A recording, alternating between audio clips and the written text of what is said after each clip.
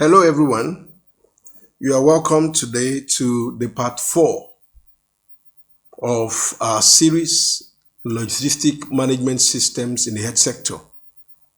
And today we are continuing with the topic for part 4, Commodity Security and Equipment Management in the Health Sector. Commodity Security and Equipment Management in the Health Sector. So once again, hello everyone, welcome back to part 4 of our series, and my name is Dr. Henry Aisagboyin, and today we are going to explore one of the most sensitive parts of health logistics, commodity security and equipment management.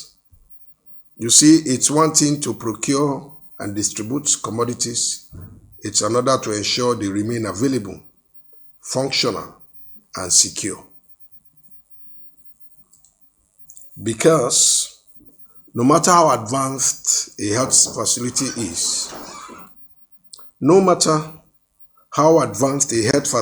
is, if its drug and supplies or equipment are unavailable or unstable, patient care will definitely collapse. So it is important that we ensure that they remain available, functional, and secure. So let's start with what we mean by commodity security. What do we mean by the word commodity security?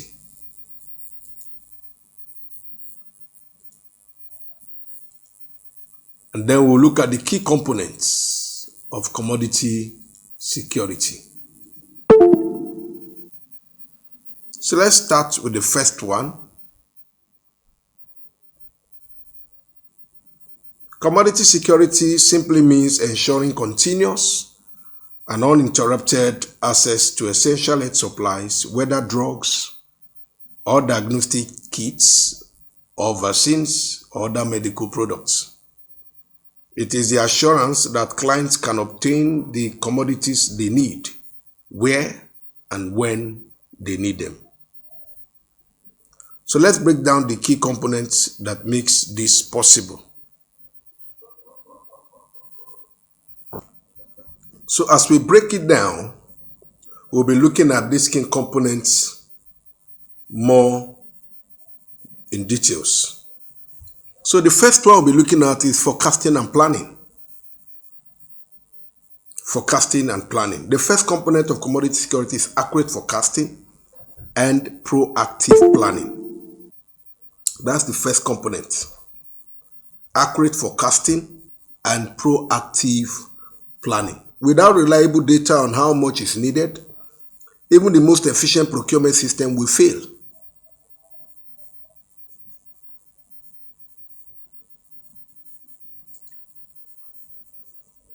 Health managers must use tools like consumption records, LMS data, and epidemiological trends to project these needs. For example, in an HIV program, forecasting ART needs using last year's patient data and adjusting for new enrollment ensures drugs never run out. Because you need to get this antiretroviral for drugs for antiretroviral therapies. And if you have to forecast, you need last year's patient data. And when you look at that data, you carry out an adjustment for the new enrollments. By doing that, you will ensure that drugs never run out. So you need historical, checking last year's data, how many came, how many did we use, look at this new year's enrollment, and then you can determine the pace. And that way you know what to do. The next one is reliable supply chain. A secure supply chain means coordination and visibility across every stage, from manufacturer to patient. Modern logistics now use systems like enterprise resource planning, that's the ERP, or logistics management information system, which is what we are studying, the LMS, to track goods in real time. And this level of visibility has helped managers to identify and resolve supply bottlenecks even quickly. For example, as a case study, the global food supply chain reform in sub-Saharan Africa significantly improved ARV drugs availability by strengthening coordination and using digital tracking systems. So you see that this coordination and digital tracking systems was able to help improve the ARV drug availability in the sub-Saharan Africa, and that's very significantly. We look at the third one, storage and warehousing. Storage and warehousing. Proper warehousing has been seen to ensure commodities remain safe, potent, and accessible. It has been seen to help ensure that commodities remain safe, potent, and accessible. And this means maintaining good inventory arrangement, good temperature control, good ventilation, and adequate security. For example, vaccines stored outside recommended cold chain conditions will lose their efficacy, meaning that millions of naira worth of products can be wasted simply due to poor storage. Let's look at the next one, regulatory and compliance. Regulatory compliance. Commodity security also depends on adhering to laws, standards, and ethical procedures. Health commodities must meet national and international standards like NAFDAC, WHO, pre-qualification, or ISO certifications. These laws help to protect patients, or these standards help to protect patients from substandard or counterfeit medicines. So when we talk about commodity security, we are not just talking about availability. We are talking about system that functions on paper and one that truly saves lives.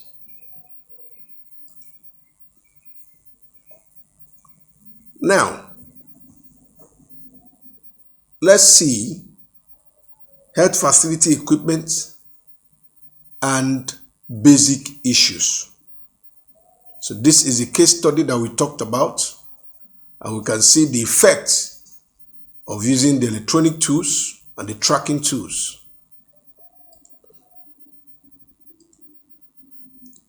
So let's look at health facility equipment and basic issues. So these are the subheadings that we'll be looking at.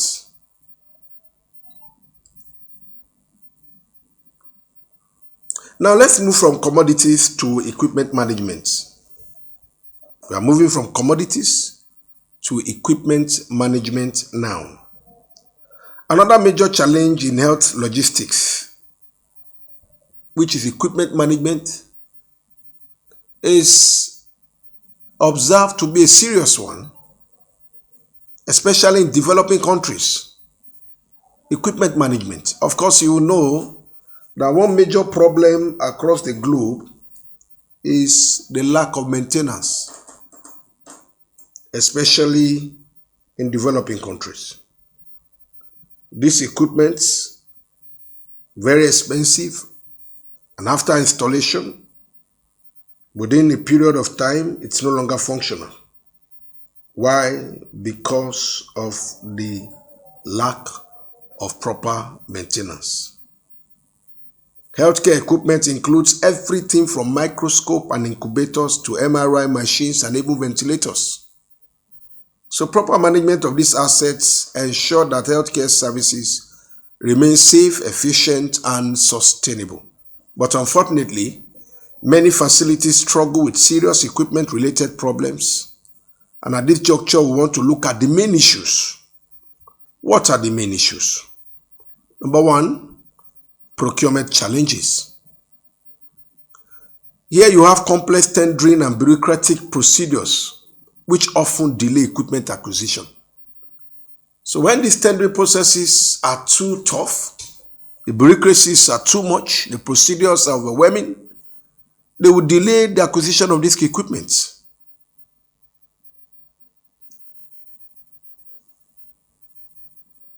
Let's look at a case study. An MRI machine installation in a public hospital was delayed for over a year due to unclear procurement protocols. During that time, patients had to be referred to private centers, increasing costs and waiting times.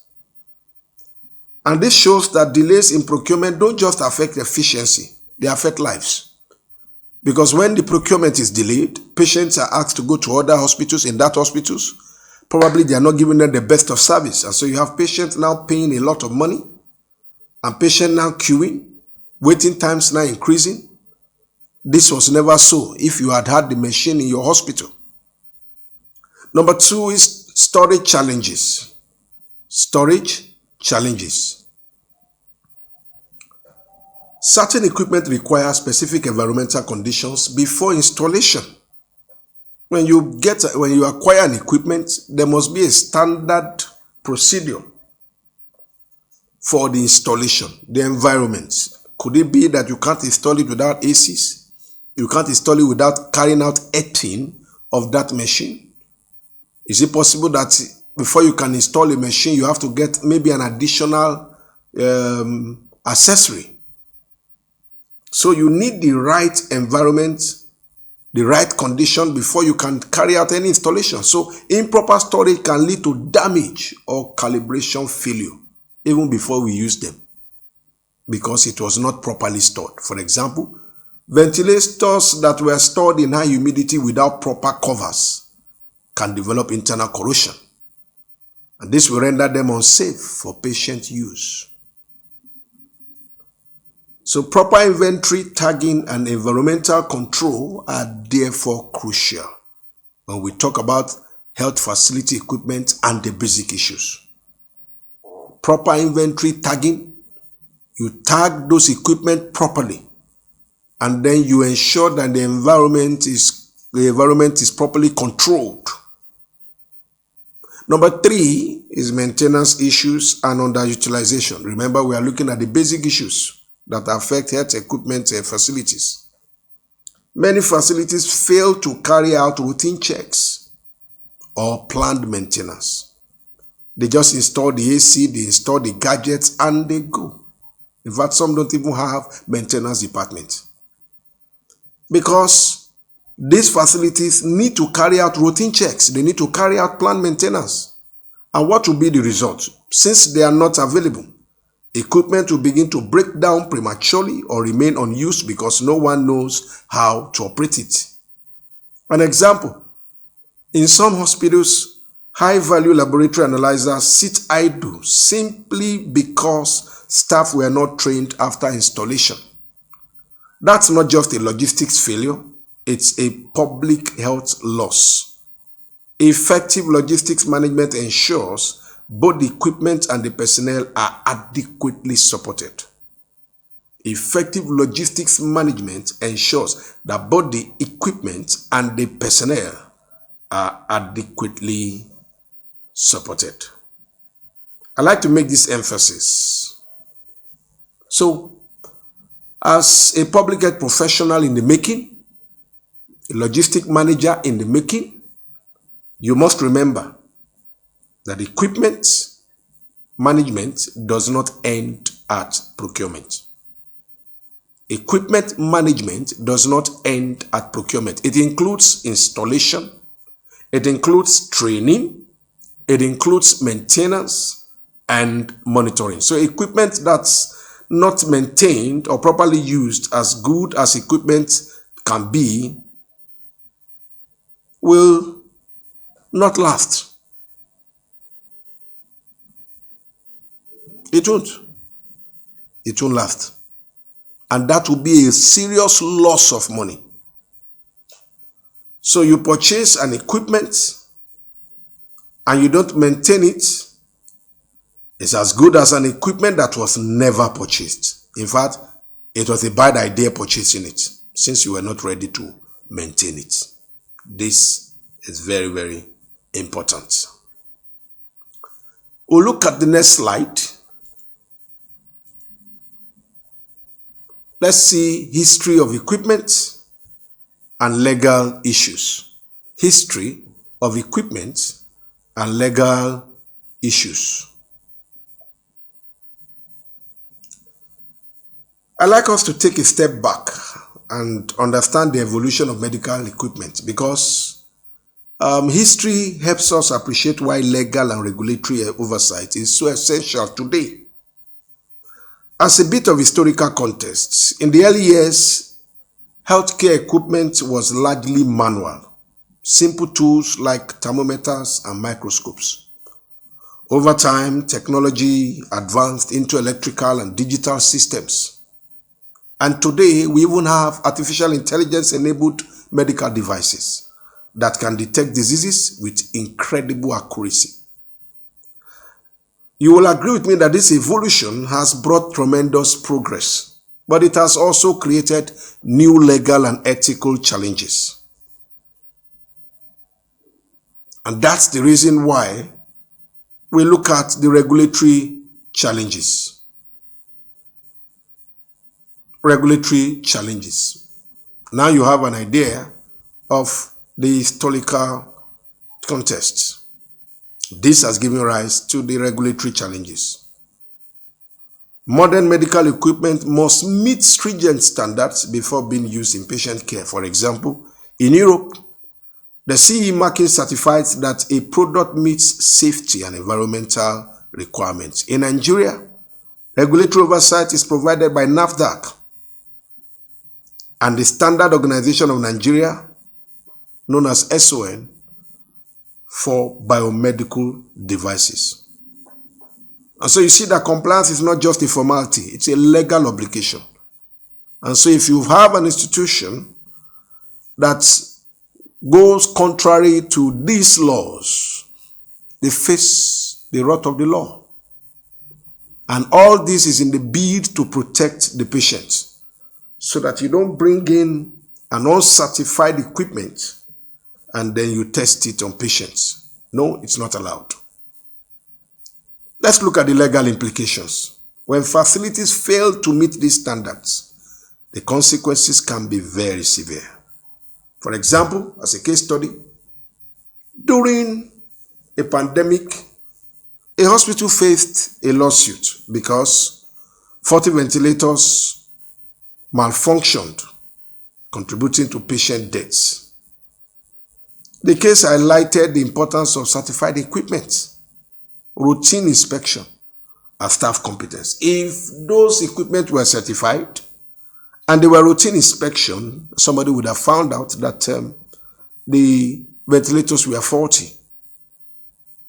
And this brings to bear the issue of staff competence. So what is the key takeaway here? Legal compliance protects not only patient but also the institution. So every public health manager must understand, number one, equipment licensing and importation laws. You must also understand calibration and certification requirements. And finally, you must know liability clauses in procurement contracts.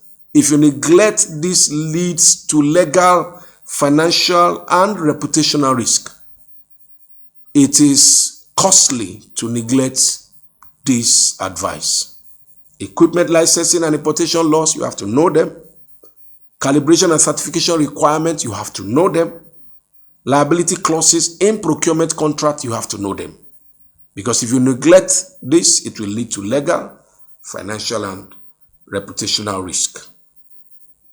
So let's summarize the key lessons from this section. Number one, we have seen commodity security, that it ensures uninterrupted access through good forecasting, strong supply chains, proper storage, and compliance.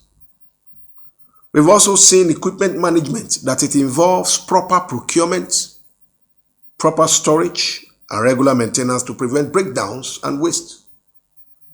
We also see legal oversight.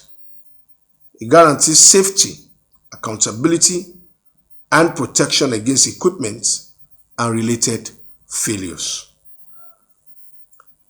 So when you think of logistics in public health, please don't just think of moving goods.